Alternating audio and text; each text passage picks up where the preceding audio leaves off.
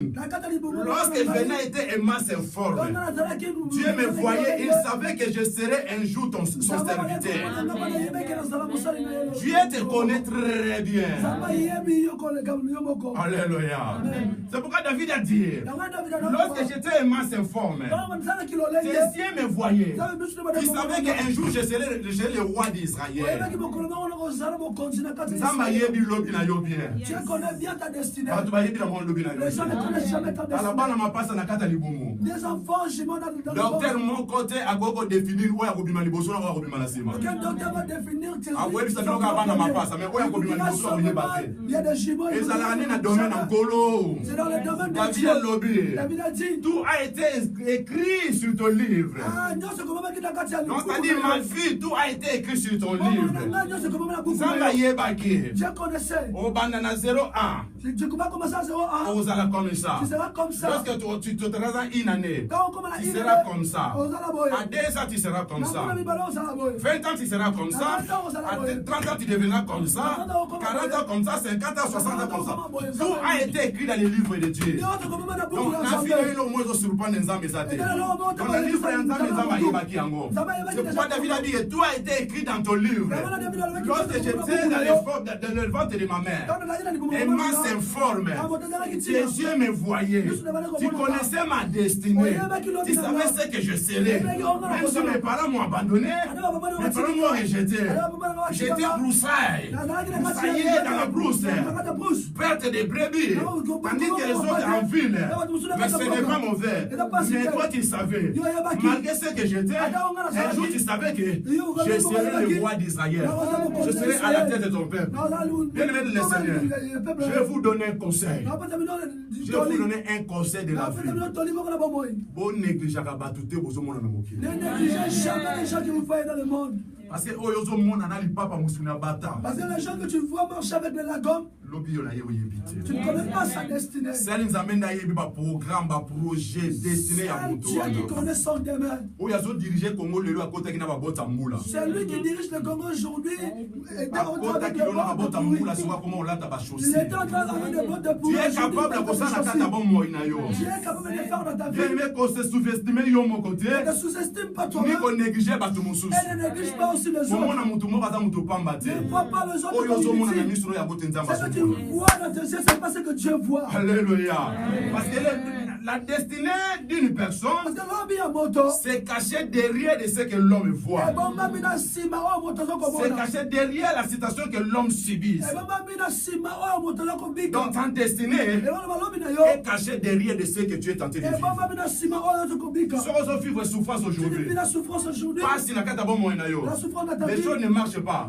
Mais sache que ta destinée est cachée derrière cela. C'est pourquoi un jour Jean lui disait, j'étais attendu, maintenant je t'ai vu. Parce que ma destinée était cachée derrière de ma souffrance. Oh yes.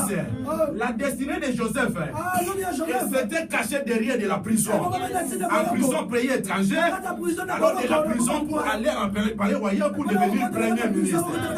Ta destinée est cachée derrière de ce que tu vois au Maroc, derrière de la souffrance, derrière du mépris, derrière de l'abandon, dans la solitude.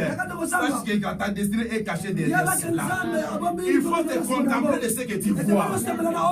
Il faut se contempler de ce que tu vois. On va faire, va faire.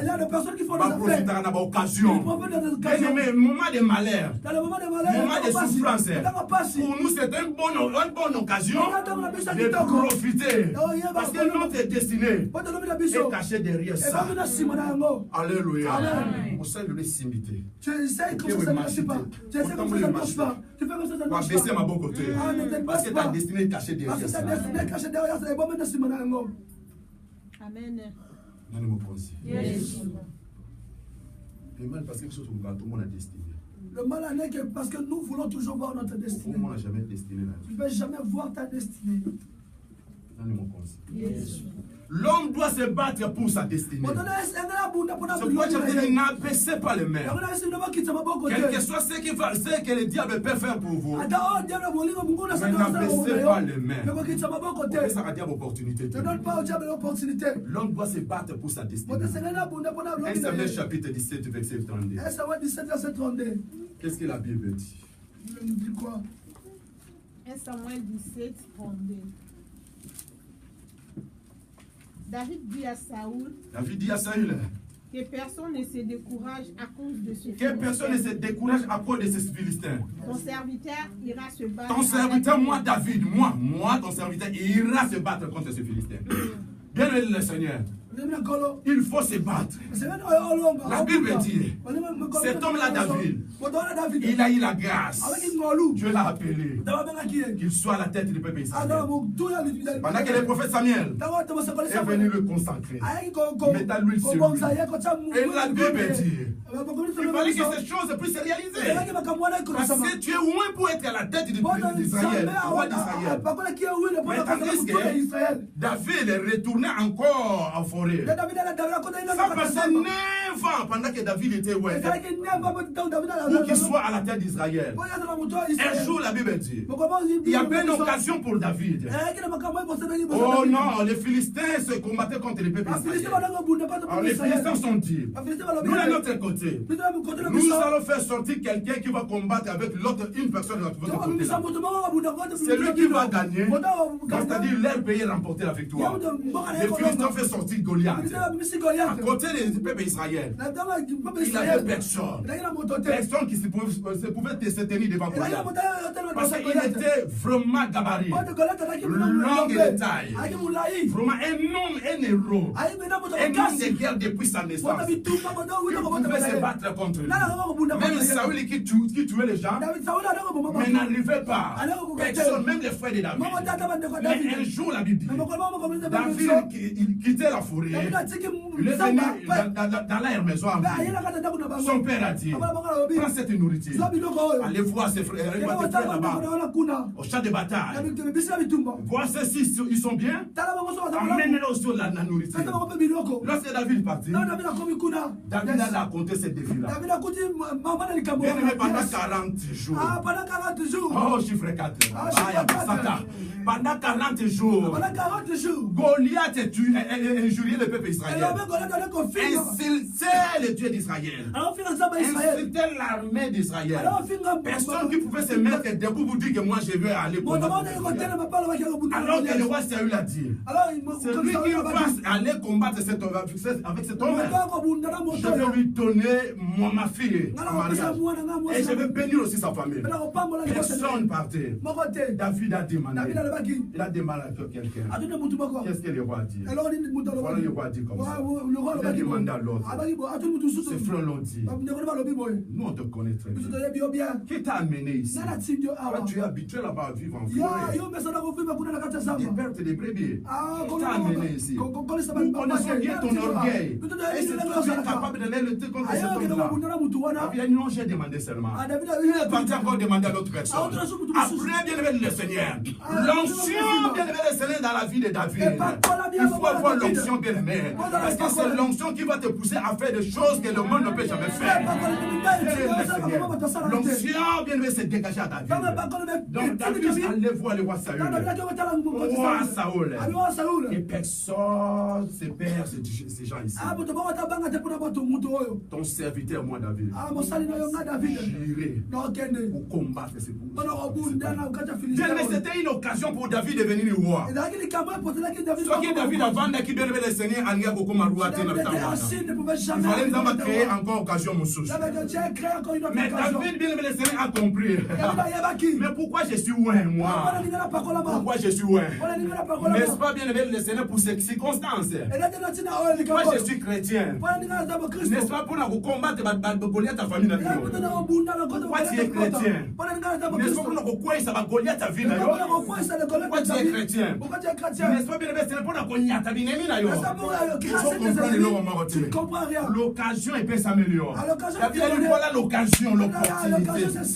J'irai, moi, j'irai combattre cet homme possible. Alléluia.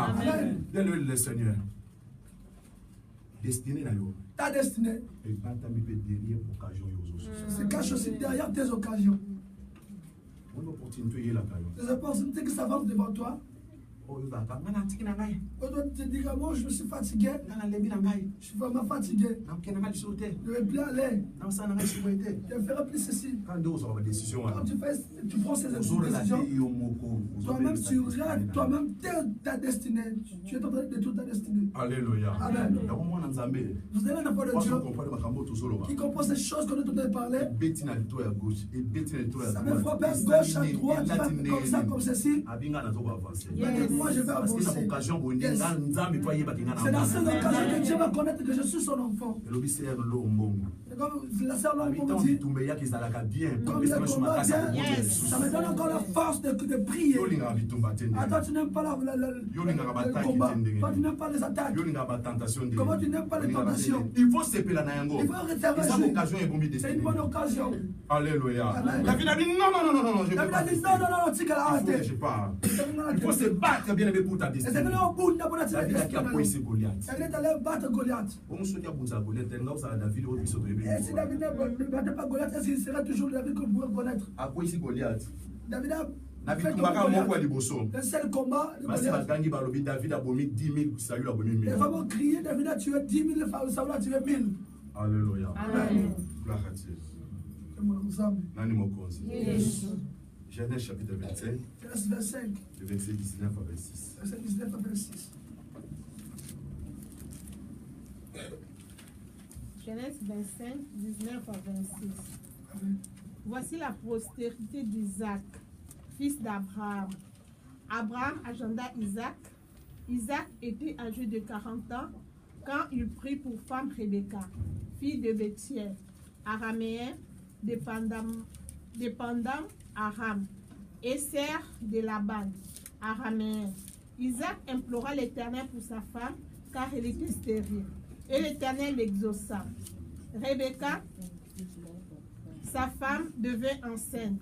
Les enfants se battaient dans son sein. Et elle dit, s'il en est ainsi, pourquoi suis-je enceinte? Elle alla consulter l'Éternel. Et l'Éternel lui dit, des nations sont dans ton ventre, et deux peuples se sépareront au sortir de tes entrailles. Un de ce peuple sera plus fort que l'autre, et le plus grand sera assujetti au plus petit. Le jour où elle devait accoucher s'accomplirent, et voici, il y avait deux jumeaux dans son ventre. Le premier sortit entièrement roux, comme un manteau de poil, et on lui donna le nom d'Ésaü. Ensuite sortit son frère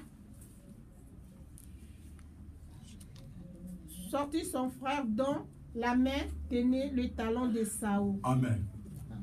Amen. Alléluia. Amen. Ici, la Bible nous parle aussi de l'histoire de Jacob. Jacob se battait aussi pour sa destinée. La Bible dit, Rebecca enceinte. Il savait que les enfants s'élitaient dans sa souverain.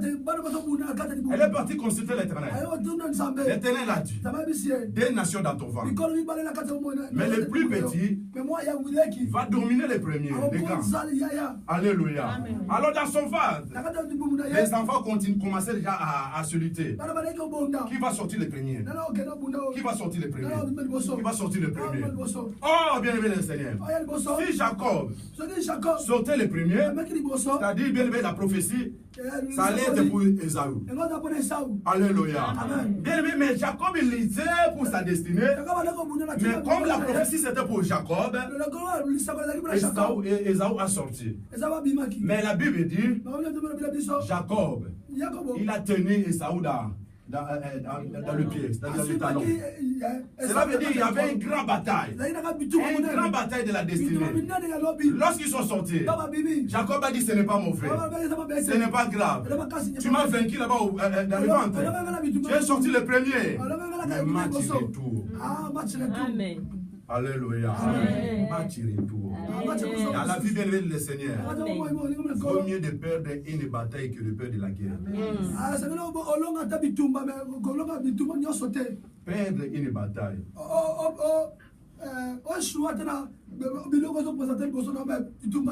Alléluia. Parce que tu peux perdre une bataille, Mais comme la guerre continue, tu dois toujours gagner. Alléluia. Jacob a dit match retour. Ce n'est pas grave. Bien laisser les enfants venir. Et Isaac aimait beaucoup Esaü. Parce que Esaü, il était chasseur. Esaü l'a mené la nourriture.